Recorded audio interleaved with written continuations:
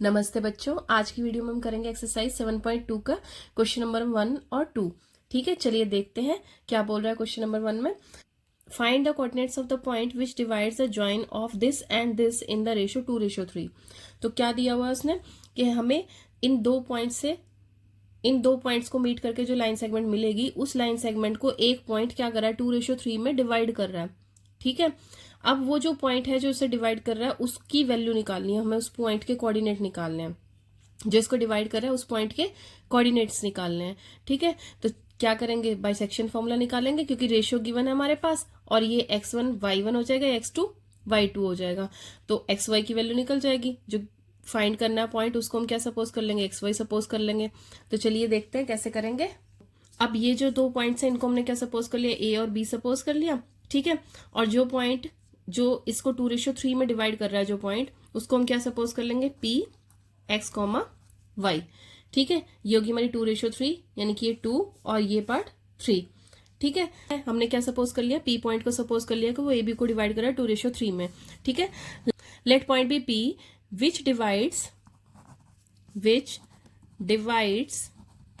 The line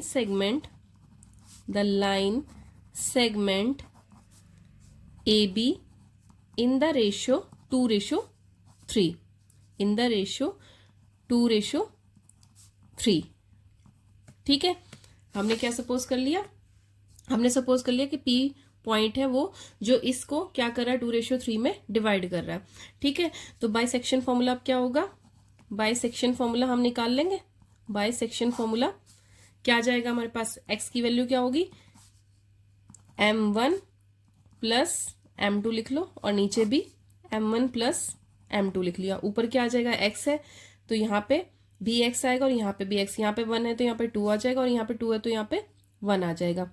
अब values put out करेंगे, ये हो जाएगा हमारा x1, ये y1 और ये x2, ये y2।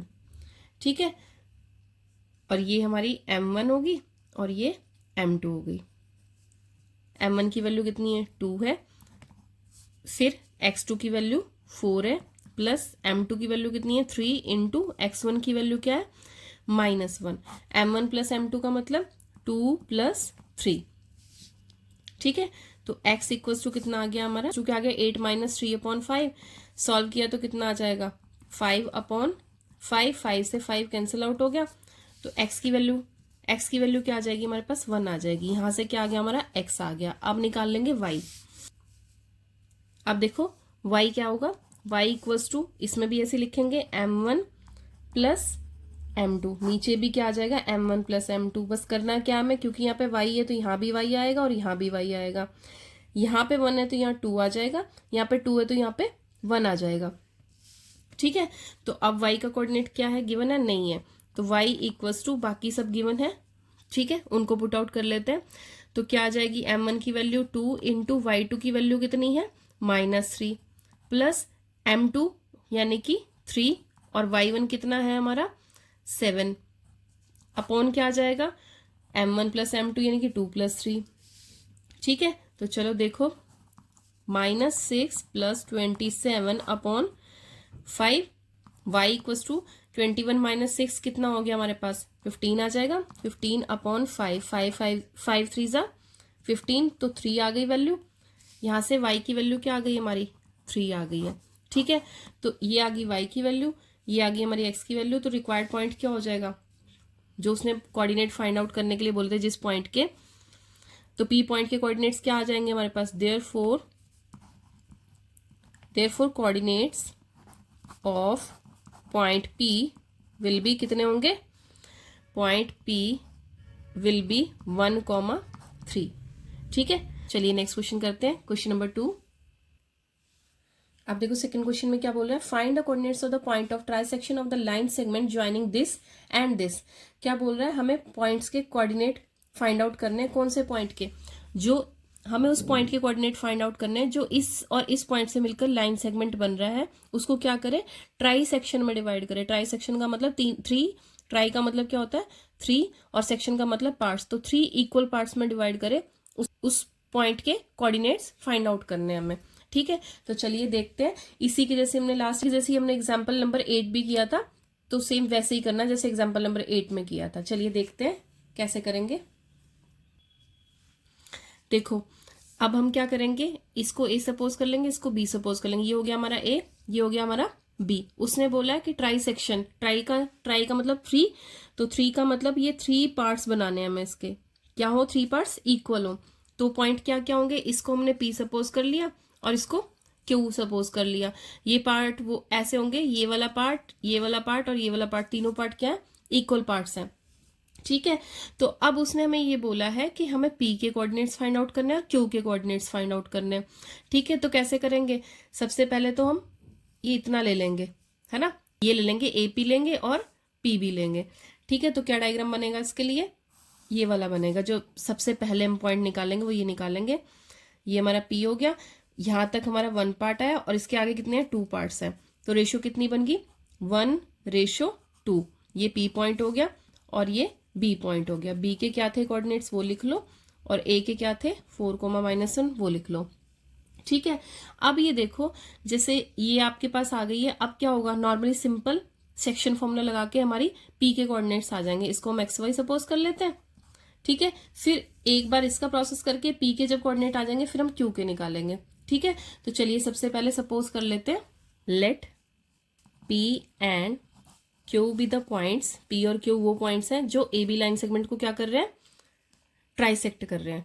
Late P and Q be the point, let P and Q be the points which trisect the line segment joining the points, line segment joining the point A and B किस ratio में। ठीक है, तो let P and Q be the points which trisect the line segment joining the point A and B। हमने P और Q वो point suppose कर लिए जो इस AB लाइन सेगमेंट को क्या कर रहे हैं, ट्राइसेक्ट कर रहे हैं। तो अब देखो, अब हम पहले क्या फाइंड आउट करेंगे, P फाइंड आउट करेंगे। To find P by section formula क्या आ जाएगा हमारे पास, by section formula x equals to, अब तक तो फॉर्मूला लर्न हो गया होगा, है ना, m1 + m2 upon m1 + m2। यहाँ पे x है, यहाँ पे भी x आएगा, यहाँ पे भी x, यहाँ 1 है तो यहाँ 2, यहाँ पे 2 है तो 1। ठीक है, तो देखो m1 की वैल्यू कितनी है, 1 है, x2 की वैल्यू कितनी है, -2, प्लस m2 की वैल्यू कितनी है 2 और x1 की वैल्यू कितनी है 4। नीचे कितना आ जाएगा, 1 + 2। ठीक है, तो अब देखो -2 + 8 अपॉन कितना आ जाएगा 3। x की वैल्यू क्या आ गई है, x की वैल्यू क्या आ जाएगी 5/3। ठीक है, अब इसी तरीके से y की निकाल लेते हैं। y की क्या आएगी, वही वैसे ही करेंगे, m1 + m2 whole upon m1 + m2। m1 into क्या आ जाएगा, यहाँ y है तो क्या आएगा y और यहाँ पे भी y, यहाँ 1 है तो यहाँ 2, यहाँ 2 है तो 1। ठीक है, तो अब देखो वैल्यूज पुट आउट करते हैं। m1 की वैल्यू कितनी है 1 है, इंटू y2 की वैल्यू कितनी है -3, m2 की वैल्यू 2 इंटू y1 की वैल्यू -1, m1 + m2 यानी कि 1 + 2। तो y तो इक्वल टू में चली रहा है, y इक्वल टू में चली रहा है, तो y इक्वल टू -3 - 2/3 कितना आ जाएगा, -5/3। सॉरी, यहाँ पे थोड़ा सा करेक्शन कर लेना, 6/3 तो कितना आ जाएगा 2। x की वैल्यू कितनी आ गई हमारी, x की वैल्यू कितनी आ गई 2 आ गई, और y की वैल्यू कितनी आ गई -5/3 आ गई। तो हमारे पास देयरफॉर, तो हमारे पास p के कोऑर्डिनेट्स आ गए। p के कोऑर्डिनेट्स क्या हो जाएंगे, therefore coordinates of p point कितने आ गए 2, -5/3। ठीक है, अब हमारे पास p के कोऑर्डिनेट्स आ गए। अब देखो q के कोऑर्डिनेट्स कैसे फाइंड आउट करेंगे। ये देखो, अब हमारे पास ये जो लाइन सेगमेंट था AB, इसको एक पॉइंट P डिवाइड कर रहा था, दूसरा क्या डिवाइड कर रहा था, Q डिवाइड कर रहा था, है ना।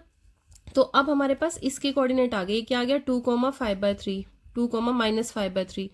ठीक है, अब हमें क्या फाइंड आउट करना है, ये करना है, और हमें ये पता है कि ये 1:1:1 में है ना, 3 इक्वल पार्ट्स है। तो अब हमारे पास ये आ गया, तो इसका और इसका मिड पॉइंट क्या बन रहा है, क्यू बन रहा है ना। तो क्या कर लेंगे, मिड पॉइंट का फॉर्मूला लगा देंगे तो निकल जाएंगे क्यू के कोऑर्डिनेट्स, है ना। तो देखो अब क्यू को निकालना बहुत ईजी है, या तो वैसे ही करो, कैसे, ए से लेके क्यू तक का डिस्टेंस लो, फिर क्यू से बी का, तो यहाँ पे 2:1 आ जाएगा आपका। ठीक है, अदरवाइज अब हमारे पास पी आ गया है तो हम डायरेक्ट इससे कर सकते हैं मिड पॉइंट फॉर्मूला लगा के। ठीक है, तो कैसे करेंगे, टू फाइंड क्यू, जब हमें क्यू फाइंड आउट करना है तो क्या लगेगा, पी और बी पे मिड पॉइंट फॉर्मूला क्या लग जाएगा, ये पी के हो गए, बी के पॉइंट्स क्या है -2, -3, तो बाय मिड पॉइंट फॉर्मूला क्या आ जाएगा हमारे पास, बाय मिड पॉइंट फॉर्मूला क्या होता है, x इक्वल्स टू क्या आ जाएगा हमारा, x1 प्लस x2 अपॉन 2, और y की वैल्यू क्या आ जाएगी, y1 प्लस y2 अपॉन 2।